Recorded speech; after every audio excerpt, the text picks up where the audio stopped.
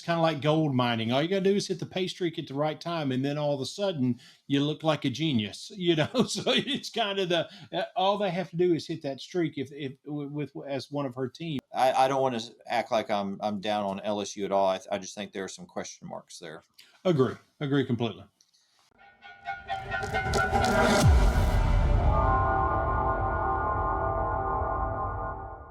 Hey, Darren, Yes. what happens when a crowd largely made up of Canadian hockey fans boos the United States national anthem? They end up in a fight that the final note of the fight is "Sweet Home Alabama." Apparently, is or no, what it was Freebird. Is that what was played? Freebird, Freebird. Freebird, Freebird. Yeah. What are the odds? International hockey game, and the song that's played after every U.S. goal is a legendary song from a legendary Southern rock band. Exactly. Although I will submit, I think "Sweet Home Alabama" would have been even better. I'm just throwing it out there. I have trouble with that one. I always equate that as a summertime song. Very valid point. And that's Well, maybe just going down to the Gulf and hearing it played a million times while you're down there. the words that I hear every time that song starts, as soon as that first guitar lick starts, is what the name of the movie was, "Sweet Home Alabama," right? And they're in with is that Reese Witherspoon? Is that, I'm pretty I don't sure. know. But anyway, they're obviously in Alabama and they're in a bar and the song starts to play. One of the guys reaches up, takes off his hat, says, "Take off your hat, boys. They're playing the anthem." So that's the words that pop in my head every time I hear the first guitar lick of that song. It appears that the USA and Canada will meet again for the championship game. Nice. What do you? I know we don't talk about hockey on this show very often, Darren, but I've got so much respect for the NHL. So many of our professional sports leagues, when they Mhm. play all-star games during the season or any other type of game exhibition, or what, we got to make sure our best players aren't put in a position where they can harm themselves or Right. where they'll get hurt. And here's the NHL saying, forget all that, man. We're going toe to Yeah. toe, fisticuffs with other countries in the middle of the NHL season. Well, shut it down and make sure everybody can play. Here we go. It's awesome. It is. I think so. What a great game that turned out to be, Yep. and we're hoping for a rematch that's just as good, of course, as uh, American citizens. We want the U.S. team to Absolutely. win, and so Absolutely. that's the result that we're going to hope for. We're not here to talk about hockey, but I Uh-huh. couldn't let that 3 fights in 9 seconds. You 9 got to love it. seconds. That's one of those, what's the old saying? I went to a fight and a hockey game broke out. When they start taking the gloves off, and Oh, I was watching it with my wife. She doesn't watch a lot of hockey at all, and she said they're just letting them fight. And I said, yeah, it's just part of it. If it's just two guys, they're not using any type of they're not using sticks or any kind of right. anything that can be used for a weapon. It's just fisticuffs. They're going to let them go until they hit the ice, So somebody and then they're going to drops. break it up. And there may be some wisdom in that, Darren. Yeah, There may be some wisdom, and let them get it out of their system. exactly. To let them drop gloves and basically wrestle each other to the ground where both of them are exhausted. It's like, all right, now come here. We're going to the penalty box. I don't know how the SEC commissioner Greg Sankey would feel about that. Yeah. But Can you sometimes we can you imagine Alabama Auburn fight breaks out? You just see everybody clear out, and the referees are standing there like, all right, let them just stay out of it. Just stay out. That'd be interesting. Boy, speaking of great games this past weekend, that Oh, Alabama Auburn game was terrific. The first time in absolutely. history in the SEC that the number one team in the country faced the number two team in conference. It did not disappoint. Of No, course, Alabama fans, I'm sure it was not the outcome that they wanted. absolutely. Absolutely. Auburn showed it big. Yep. John Broome, he's just solidifying that case for Player of the Year. He is the real deal. As we've said before, and we'll continue to say, he is the real deal. Before we talk more about men's SEC basketball, let's focus on the women because there were some huge games On the Absolutely. women's side of things, and one in particular that was absolutely stunning, Yeah. South Carolina that had a 71 game home winning streak had it snapped. Not just did they get beat by Connecticut, they got annihilated. It was Yeah. a absolute stunner. I did not see this coming. No. Darren, I don't know if you did. No. Uh, what was it, that second quarter where South Carolina managed 9 points, I think, and Yep. UConn just extended it. They went on a run, and it was all she wrote. Yeah. And you can see, just looking at the stats of the game, the two things to me that stand out that shows how UConn was able to build the gap that they built there during that point and then maintain it was, look at 3-point percentage, 46% versus 17% rebounds. UConn almost doubled them up in rebounds. That is not a winning formula in any way, shape, fashion, or form. But when you're playing somebody that's on the level of UConn, this game's going to get out of control on you. If you can't hit anything from outside the arc, and you just are letting the other team dominate the boards, and we see what the end result was: a more than 30 point, or an almost 30 point win. Yeah, the rebound differential, the assist differential, Yep, the field goal percentage wasn't a drastic, but the 3 point that's where the big was. percentage Yeah, what was massive. And so I think South Carolina had trouble moving the ball. They got dominated on the yeah, boards.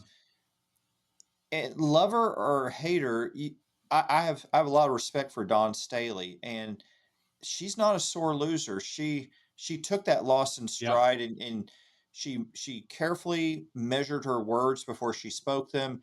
Hmm. You know there's going to be a different South Carolina team from here on out. That was a Oh, huge absolutely. wake up call. So don't count out this South Carolina team. They are going to be right in the thick of things come March and then in the chase for another national championship. Absolutely, absolutely. It was incredible to watch UConn do what they did, but the guarantee is South Carolina will recover. And as we often say in both football and basketball, someone will pay for this loss. So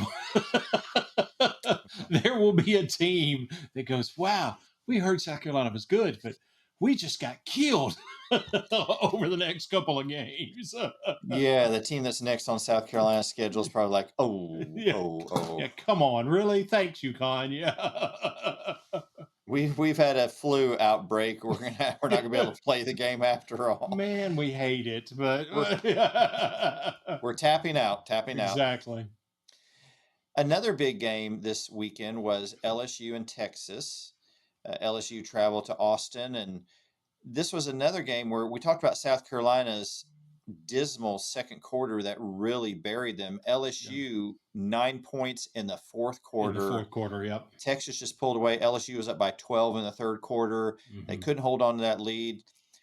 There's some similarities. I think both with South Carolina and LSU, the offenses got stagnant. Yeah. At least from my perspective in the LSU game, I'm watching four girls standing around, one girl with the ball, a Hmm. lot of one-on-one stuff, and I didn't know if they weren't running the offense, if they just got out of sorts. It didn't look good, and Texas just played better, and they came up with a huge win, 65-58. The field goal percentage was dead even. 3 point percentage pretty similar. Darren, where did you see the greatest? I mean, how did Texas pull away and win this game? I tell you, the thing that stood out to me is during that fourth quarter, it seemed that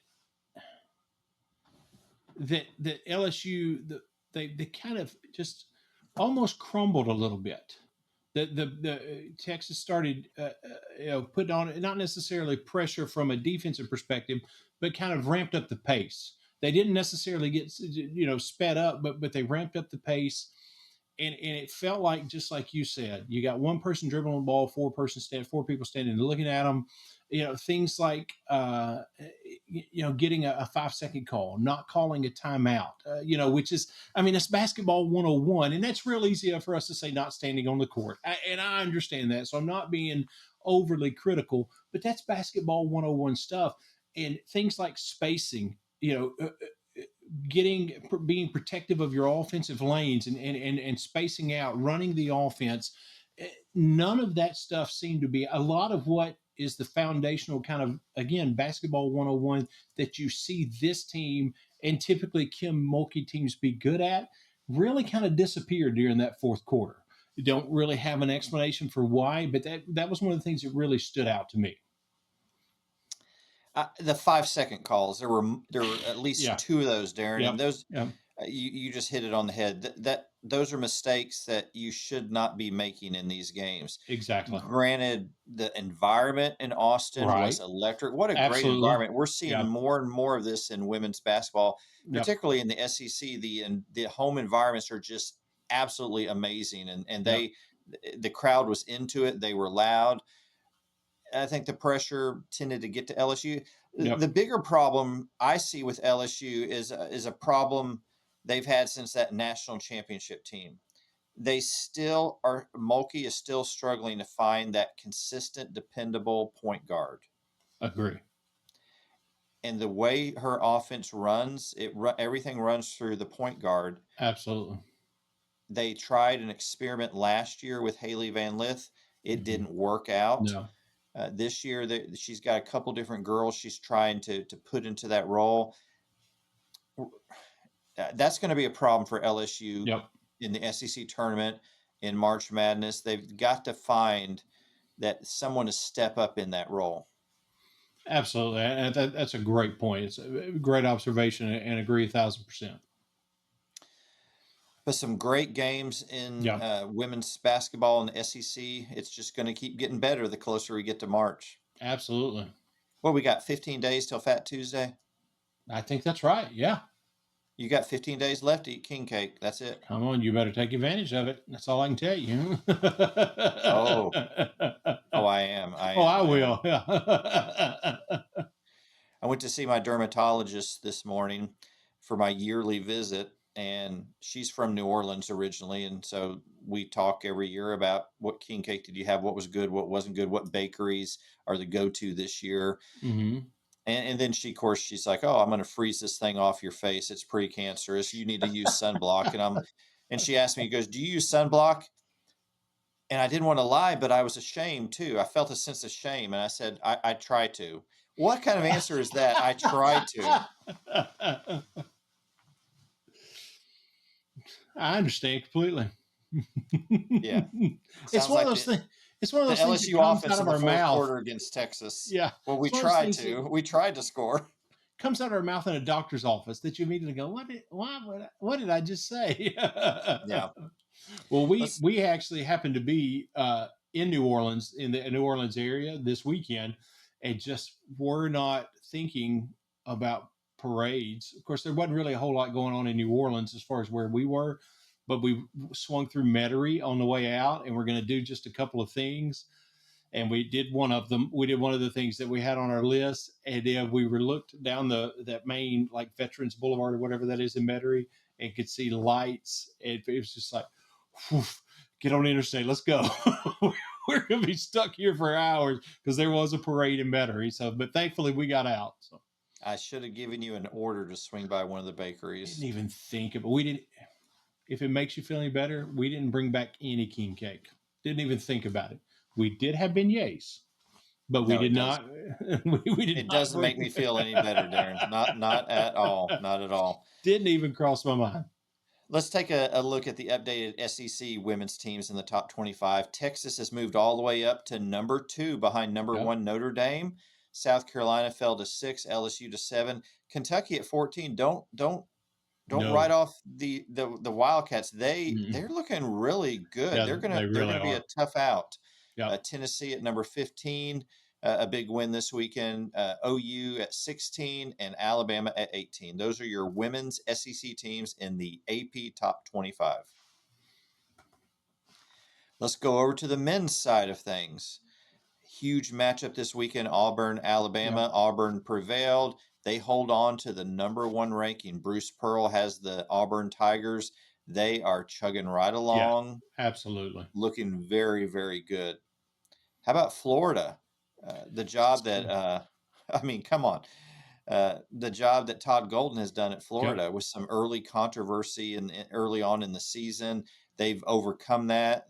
Number two, Alabama at four, Tennessee at number six after a tough first half against Vanderbilt, and then Ziegler just he said, "Here, I'm gonna take Yeah. control." Yeah, Mark Byington even said after the game, we knew what they were going to do. We got up on them. We talked about it at halftime. The plan is Zakai Ziegler high ball screen. They're going to get it in his hands at the top, get a high ball screen on him, look at the pick and roll, look to see if they can free him up for a shot, look to see if he can. And even though we talked about it and schemed for it, we still couldn't stop him. There was just nothing because he has such, and these are not Mark Byington words, these are my words. He has such an incredible floor presence, can see the floor so well. If you take away his shot, in the amount of time it took you to take away his shot, he sees two more guys that are open and is already deciding who he's going to get the ball to. And there's just nothing you can do about it. I mean, what do you have? 22 points and 9 boards in the second half. That's a good game. That's not a good half. That's a good game. And he did that in the second half with Vanderbilt scheming to try to stop him, and they still could do nothing about it. I will be glad when he finishes his ninth year and goes on. Goodness gracious. In all seriousness, though, nothing but mad respect and serious props for that dude. That dude can play ball and can see the floor. You have to be impressed when you watch him play. Yeah, to bounce back from the first half that he had, Yep. great players. They have short-term memories, and he Yep. forgot that first Absolutely. half, came out in the second half, and really carried that Volunteer team to a victory uh, in a really tough game. Yeah, I mean, you eliminate his. If he has the same kind of half in the second that he did in the first, they only scored 38 points in the second half. And truthfully, you know as well as I do, they scored less than that because of his 9 assists. But even just taking away his points, and it's already just a closer game. I mean, he did everything he needed to do to put them in position to win, and they took advantage of it. Yeah. A&M at number seven, Buzz Williams doing a great job in College Absolutely. Station. How about the job that Dennis Gates is doing with Missouri at number No 15? kidding. Looking very tough. Kentucky, they look good. They look mediocre. They look good. Mark Pope is trying to iron things out in that first season in Absolutely. Lexington. And then Mississippi State, a huge win against their rival, Ole Miss, this weekend. Yep. So you've got to give props to Chris Jans and the job he's doing Absolutely. in Starkville. And of course, Ole Miss at number 24, Chris Beard is doing a pretty good job up in I was going Oxford to as say he's well. still doing well there as well. Absolutely. So it's been a while since we said Mississippi State and Ole Miss in the top 25. It talked about one of their basketball games being a good game that ended with a quality win. It's been a long time. They're Yep. quite a while since we've had that Yep. conversation. Jeff Levy, I hope he's going to some of these Mississippi State games. He might find his future tight end. Hey, I'll tell you what, they got some dudes. I'll tell you. I think you may be right. Well, as we move throughout February, can you believe we are the show comes out on Tuesday, February 18th? Yep. Wow, we're more We're than halfway there. through February. Yep. And March is Let's screaming in. Here it comes. It's flying. It's not slowing down. So let's do No. some bracketology. Darren, I believe this comes from is this Joe Lenardi? Well, it's a combination of a few things. Joe Lenardi, CBS Sports, looking at kind of our take of looking at the NCAA net rankings, which we know the committee looks at heavily or has in the past. We'll say it that way. And then also the committee for the first time put out their top 16 this week. So we wanted to include that as well for both men and women. Boy, speaking of CBS, wow, that was almost a complete disaster. The whole uh, disagreement with With, YouTube oh, TV and the notice that YouTube sent out that you're going to lose CBS and the tournament's coming up. And after the tournament, you have the Masters after the right. tournament. Yep. What a disaster, a train wreck. And Oof. so it looks like they reached a short term agreement, but oh my goodness. And I believe the latest update is they've reached an agreement. I think it was Oh, good, initially good. like a short term, but I think they've reached an official agreement and all seems to be well for right now. But yeah, I had some panic. I'm not gonna lie. Mhm. I had some real panic going on. YouTube TV has sucked me in the multi-view games. I can't go without that. What are you doing No, to me? that's exactly First right. world problems, right? Yeah, exactly. So let's talk about the top 16 bracketology. You look here, Auburn, these are teams from the SEC. We've talked about Auburn, Alabama, Florida, Tennessee, A&M, Kentucky, top 16. Mhm. In the dance, who here's the projections in addition to those top 16: OU, Vanderbilt, Mississippi State, Ole Miss, Texas, and Missouri. Last four in Georgia and Arkansas. And we'll talk a little bit about Calipari, and there's some question marks about him this year at Arkansas. Yep. And then the two teams they project to be out are LSU, South Carolina at the bottom of the SEC rankings, and at the bottom, it came out today of NIL spending. Those two programs, when it comes to their men's basketball, are at the bottom of the SEC. So you could argue there's a correlation there. Yeah, as they say, coincidence? I think not. Exactly. And Do like you said, these are projections. Mhm. So from a kind of a multiple of sources or multiple sources, but just because you're projected to be in the dance right now, unless you're in that top 16, I think there's still some shaky room. Obviously, Arkansas, Georgia, they can very easily play themselves out of it, go on losing streaks or whatever. They can very easily play themselves out of it. I would truthfully say the same for Vanderbilt, Oklahoma, uh, Ole Miss, probably more so than Mississippi State right now. Obviously, I watch more Vanderbilt than anything else, but Vanderbilt, I think to really solidify, hey, we're in this thing, we're going this year. I think they have to win out at home. I think they need another 3 wins that'll get them to 20. It'll get them to 500 in the conference, and those are pretty important benchmarks. So, like I said, I think Vanderbilt, Ole Miss, um, they're kind of feeling the same pressure, maybe not as much, maybe, but the same pressure is kind of a Georgia and Arkansas. Um, and I think anything outside of the top 16 is still kind of shaky right now as far as who gets in, who doesn't. Yeah, I definitely think Georgia and Arkansas are on the fence. Were Yep. they like Arkansas is 15-10, something like that? Yep. Yep. So, but yeah, I agree with the two that are out. LSU, South Carolina, Yeah. they're definitely out. They've just Definitely. had their seasons have been way below expectations. But other than that, I pretty much agree Yeah. with the list up here. So I can say all these teams. I might bump Missouri up to the top 16, but that might be a little bit of a stretch.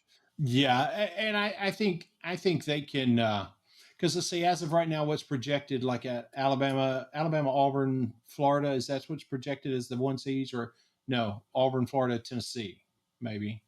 And then like Tennessee and A&M are like 2 seeds, and Missouri, in a lot of the things I've seen, has a real chance to bump themselves up into a high seed that they can play themselves into an even better place with the games that they've got left if they can win out or at least win strong and win more than they lose. So I think you're right on that. They have a definite chance to bump up. Yeah. Still a lot of basketball left to be played, so we Yes. will stay up to date on the latest bracketology and share with you on each week's episode. Let's go over to the women's side of things. Top 16, no surprise at all. South Carolina, Texas, LSU, Kentucky, OU, Tennessee, kind of the cream of the crop right this year for the Absolutely. SEC women. In the dance, though, Vanderbilt, which has been playing pretty good. How about Michaela Blake's? Good gracious. How about if I just drop 55 and help us win this overtime game? Goodness gracious. Pretty awesome. That's the second time she's done it this year as a freshman. She has Yeah. 2 50+ points games as a freshman.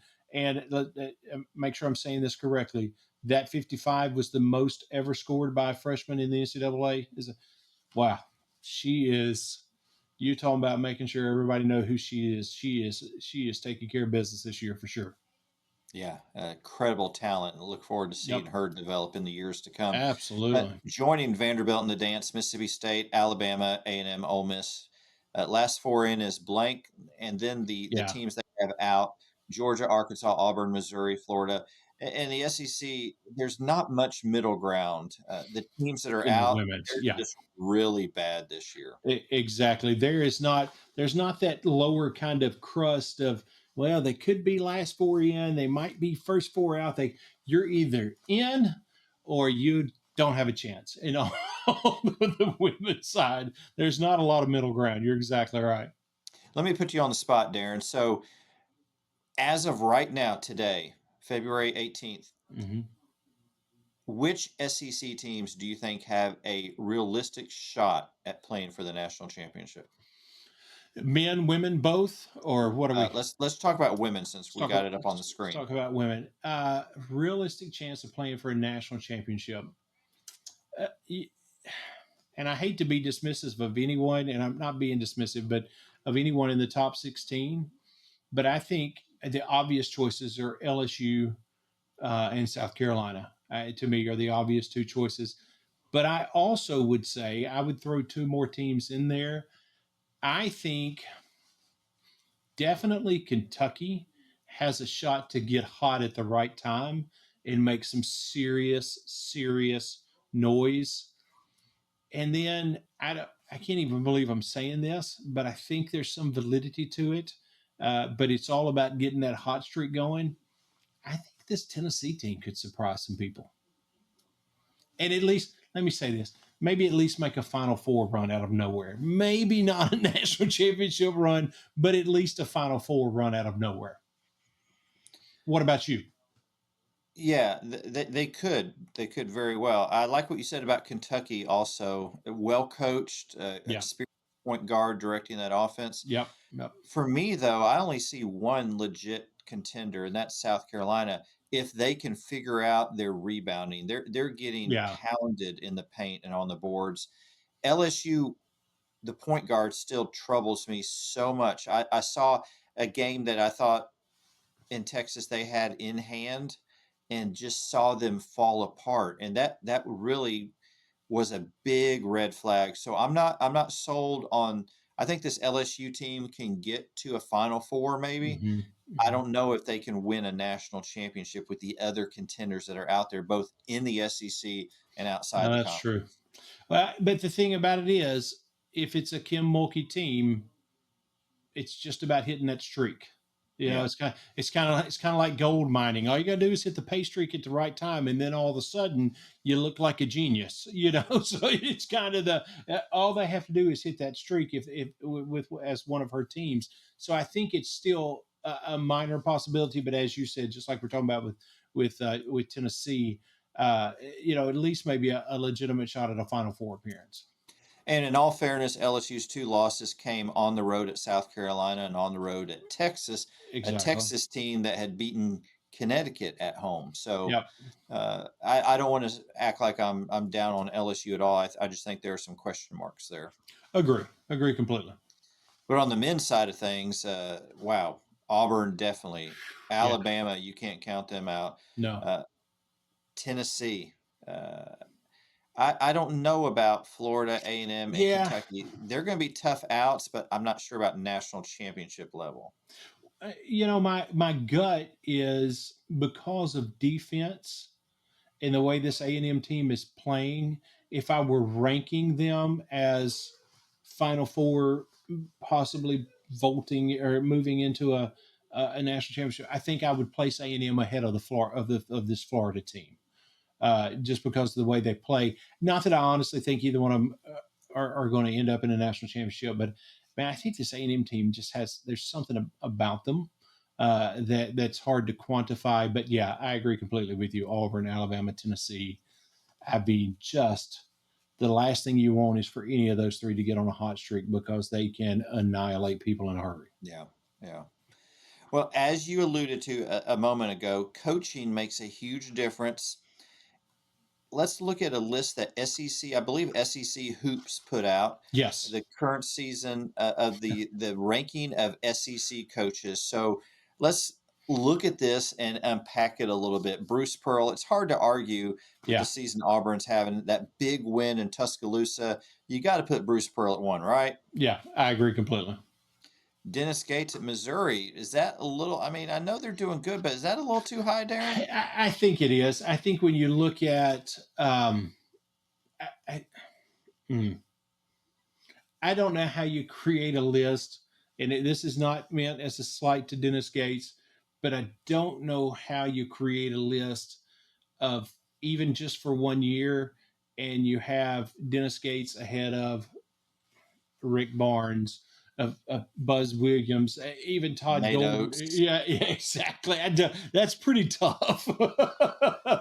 That's a bit high. Somebody's a Missouri fan. Somebody had a Yeah. vote that's a Missouri fan. Not to again, not to denigrate in any way what he's done, because it's impressive what Missouri's doing this year.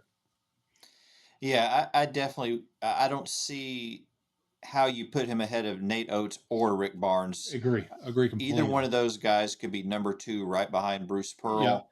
Uh, I think they both should be ahead of Todd Golden. Yes. Mark Pope, yeah, they definitely should be ahead of Mark Pope this year. Not that these guys are doing a bad job; they're all doing a good job. But you look at there's a fine line here, Mhm. and I think in those top 5 or 6 positions, there's a very fine line between those coaches. Yeah. Uh, but yeah, I was surprised by that as well. What do you Yeah. think about? I think Pearl, Nate Oates, and Rick Barnes. That's your. Even if you change up the order some, that's your 1, 2, 3. I don't care what list you're making. That's your 1, 2, 3. Throw the order around however you want to, but that's top And three. that's something, my friend, we can agree on. Yeah, absolutely. I think there But might be some other things on this list that we agree on, but we'll get to those. we can we will never agree on going to New Orleans during Mardi Gras season and not coming back with a king cake. We will never see eye to eye on that. And that's fair. That's all I can say. So, how about your Mark Byington, number 8, Vanderbilt? You happy where he's at? Considering the fact that he's coming off, he's bringing into this season a team with an enormous roster turnover, and the fact that I mean they had 9 wins last year.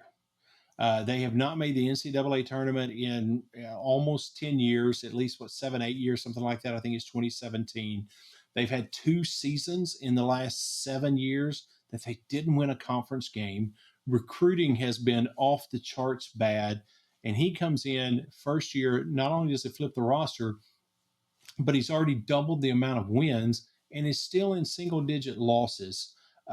And really, honestly, he's 2 bad second halves uh, away from basically being at 20 wins already at this point in the season. So I think that's fair. Honestly, I might put him at 10 as opposed to 8. But even with that slight of adjustment, I still think he's definitely done a top 10 job this year. Yeah, yeah. Uh, Other than that, I question where Porter Moser is on this list at number 11. Might be a little high. Yeah. Uh, Mike White struggles at Georgia. Rodney Terry, he's on the hot seat at Texas. Yeah, Let's just exactly. be honest about that. Yeah. Uh, I think they're kind of being harsh on Coach Cal Yeah. at 14. His first year at Arkansas. Not sure I would put him that low. And No. it's hard to. I hate to see McMahon at number 16. I think McMahon's a good guy. It's not coming together for him today. LSU, the admin came out, said they support McMahon. They're going to increase NIL funding for the men's basketball team. Maybe he can get some players in the transfer portal. Okay. But it's hard to argue with his record. Yeah. I mean, where they got 2 wins in the SEC Yeah. this year. Arkansas and Oklahoma are the only 2 wins.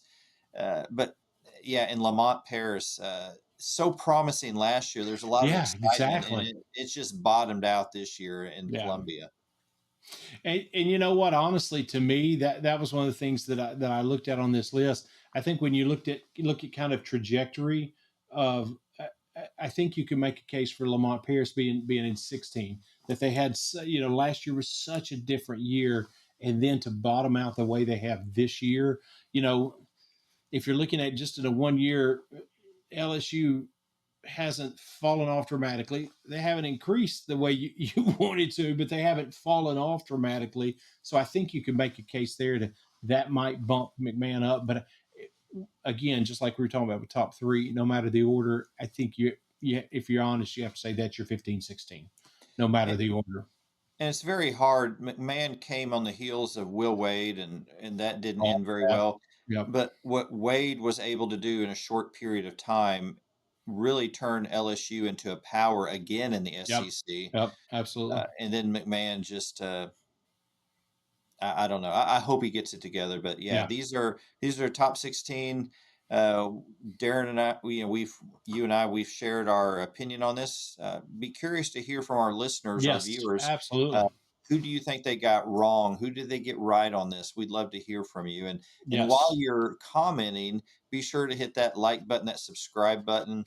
It means a lot to us that you are following along with us in this show. We appreciate it. Absolutely. And we would be remiss if we didn't mention the start of the SEC baseball season. Not many high-profile matchups, but No. still exciting to see the action return to ballparks around the SEC. Absolutely. Darren, is that where you went on your Valentine's Day date? That is, well, I'll be honest. We did watch the game. We didn't go. Vanderbilt was in the MLB, was it Desert Classic? I believe is what it's called out in Arizona. So we did. The game was like Friday night at 8 o'clock or something like that. So we did watch the game. I'm not gonna lie. So, and it was enjoyable. It was a win. Can't beat that. You find the things that work in your That's relationship that have right. sustained it all these years, and Exactly. you found the formula, my friend. I, I I found let's see, I didn't find the formula, but I found the exact right piece of the formula. How's that? Well played. Well played. Thanks again for watching. New episodes drop every Tuesday. Enjoy basketball this week, baseball. It's a great Yes. time of year. Support the United States as they face off against Canada in the Four Nations Championship game. And we will see you back here next Tuesday. Until then, take care. Have a great week.